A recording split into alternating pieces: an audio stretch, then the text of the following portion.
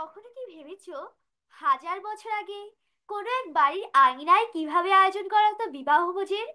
কেমন ছিল সেই খাবারের সুগন্ধ, যা তখনকার মানুষের আনন্দ ও উৎসবের কথা বলে?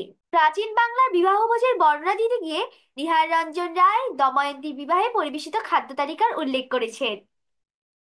এই বিবাহভোজে ছিল দই ও রাই সরিষার দ্বারা প্রস্তুতকৃত শ্বেতবর্ণের বেশ ঝালযুক্ত কোনো ব্যঞ্জন, হরিণ, ছাগ এবং পক্ষীর মাংসের নানা রকম ব্যঞ্জন, মাংস নয়, দৃশ্যত মাংস পম, মাছের ব্যঞ্জন এবং নানা প্রকার সুগন্ধিযুক্ত ও মশলাযুক্ত খাদ্য, নানা প্রকার মিষ্টি ও দই। পানীয়ের মধ্যে ছিল কর্পূর মিশ্রিত সুগন্ধি জল। ভোজের পর দেওয়া হয়েছিল নানা মশলাযুক্ত পানির খিরি। সামাজিক ভোজে, বিশেষত বিবাহ ভোজে, বরযাত্রীরা শাক সবজি পছন্দ করতো না। ইৎসিং কিংবা শ্রীহর্ষ সকলের বর্ণনায় পাওয়া যায় এইসব বৃহৎ ভোজে সামাজিক অপচয় প্রাচীনকাল থেকেই বাংলায় প্রচলিত।